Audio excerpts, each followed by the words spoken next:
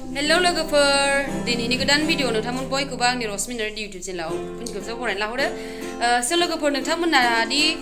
आब' जेनिबानि गान खननायखौ बिदोंमोन ना सिंगेल खन होनानै